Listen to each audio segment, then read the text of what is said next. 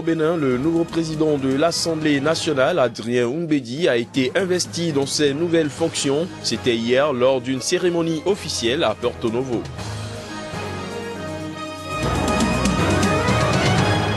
N'Djamena a été frappé hier pour la première fois par un double attentat suicide qui a visé le commissariat central et l'école de police, faisant 23 morts et 101 blessés. Boko Haram est suspecté. Le président soudanais Omar El-Béchir est arrivé à Khartoum lundi soir, de retour de Johannesburg, en dépit d'une décision de justice qui lui interdisait de quitter le territoire sud-africain. Bonjour à tous et bienvenue dans cette édition sur Sika. Au Bénin, le tout nouveau président de l'Assemblée nationale, Adrien Oumbédi, a été investi dans ses nouvelles fonctions. C'était lors d'une cérémonie officielle hier au Palais des gouverneurs, siège de l'Assemblée nationale à Porto Novo. Joël Yetondi et Floris Dossa pour des précisions.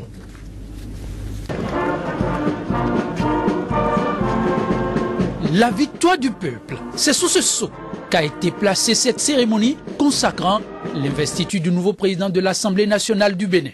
Pour la troisième fois, le juriste de haut rang, Maître Adrien Oumbédi, retrouve le perchoir du Parlement béninois. Ceci après une élection âprement disputée.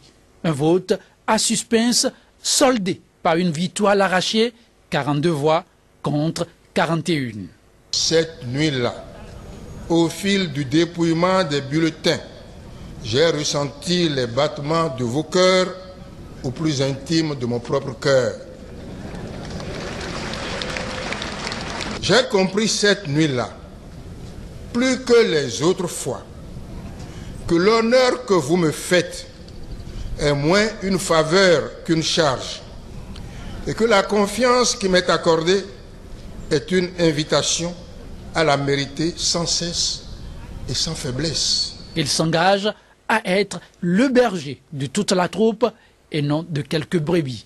À tous mes collègues, de quelque bord qu'ils soient, je veux donner l'assurance de mon impartialité et de ma détermination à œuvrer pour l'expression libre de toutes les opinions, convaincu que chacun saura user de sa liberté dans le respect de celle des autres et dans le respect de l'ordre public. Dans l'unité d'action, la deuxième personnalité de l'État béninois invitera ses collègues à se mettre résolument à la tâche, tant les chantiers en attente sont énormes.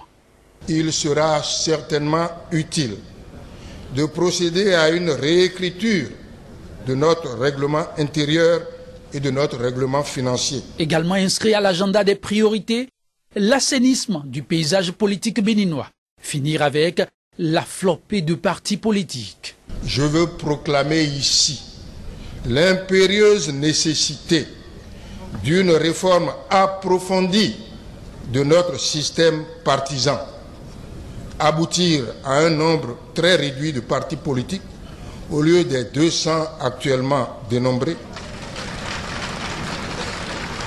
Les construire autour d'un projet de société. Cette cérémonie d'investiture a été plus qu'une prime à la promotion des valeurs démocratiques ayant triomphé au soir de l'élection de l'actuel bureau de l'Assemblée nationale. Une célébration à laquelle différentes composantes de la société béninoise en préparent, mais aussi 10 délégations des assemblées nationales sœurs, dont celles du Mali, du Togo, de la Côte d'Ivoire et du Gabon, conduites par le président en personne.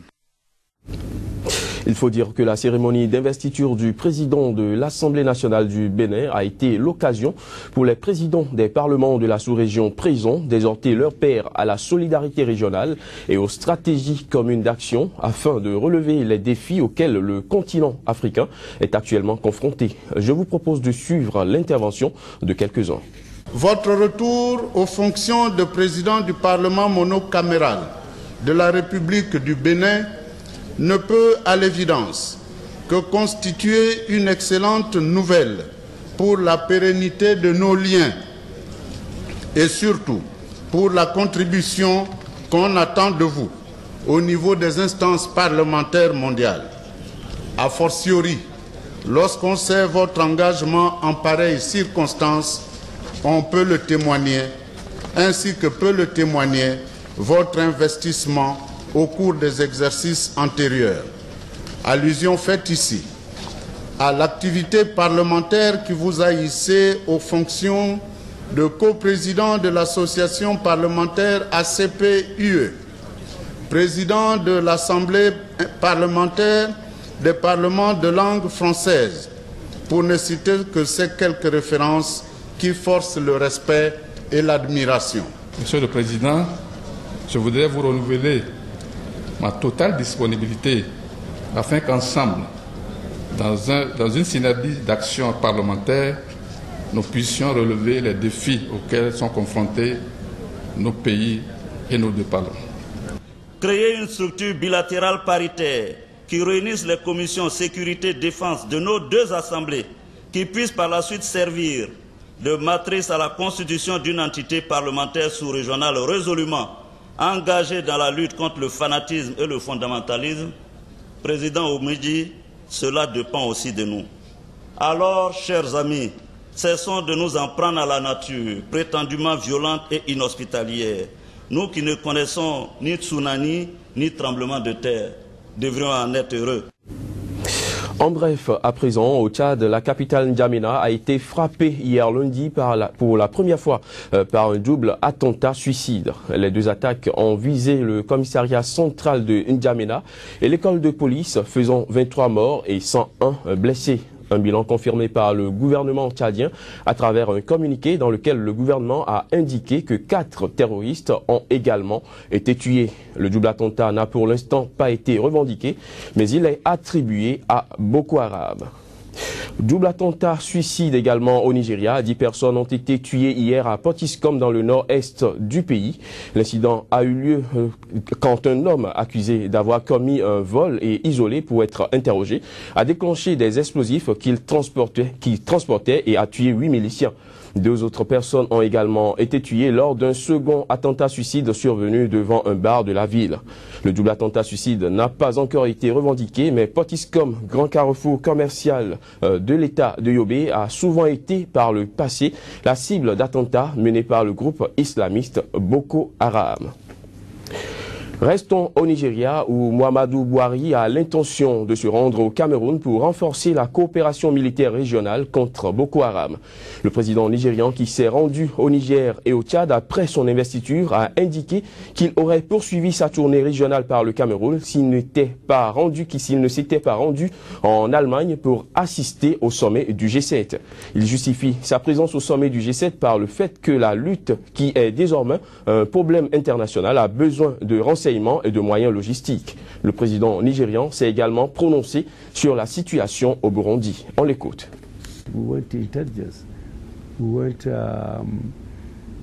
help in terms of logistics for our exercise. And in any case, nous voulons des renseignements, de l'aide logistique. De toute façon, Boko Haram a déclaré qu'ils ont fait alliance avec le groupe État islamique. Donc le terrorisme est international. Ils sont au Mali, au Nigeria, en Syrie, en Irak, au Yémen également, qui est en sécurité. C'est un problème international maintenant. Donc, tout le monde essaie de lutter contre le terrorisme, que ce soit Boko Haram, le groupe État islamique, Al-Qaïda ou Al-Shabaab. Il y a une coopération internationale pour rendre le monde plus sûr.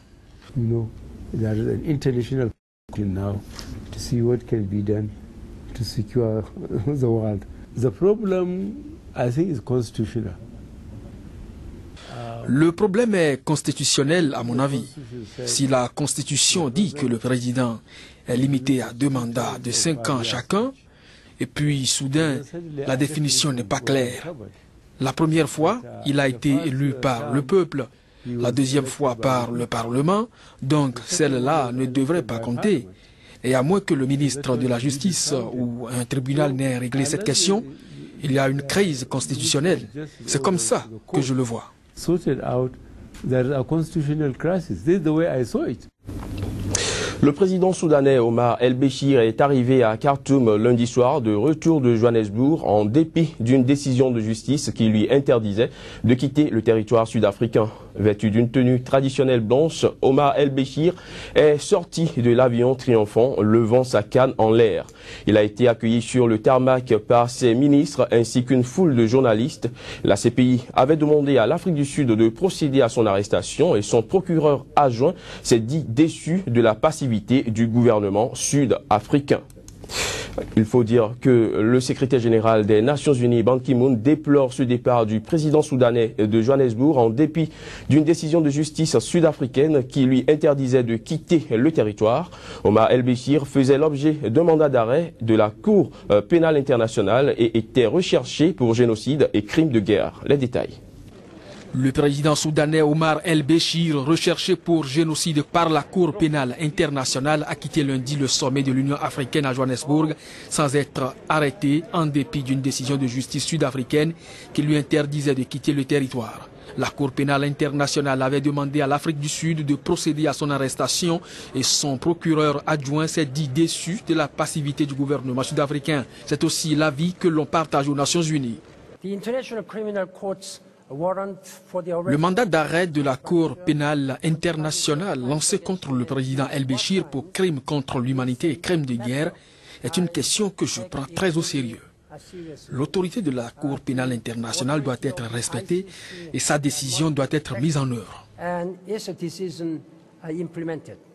Mais le jugement du tribunal a été rendu alors que Béchir était déjà dans l'avion pour Khartoum après avoir décollé d'une base militaire.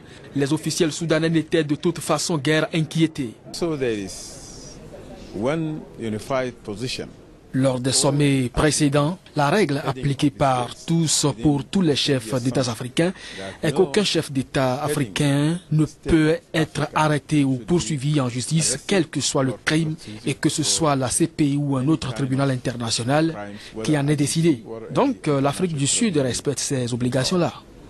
So South Africa should respect all these obligations. South Africa is subscribed.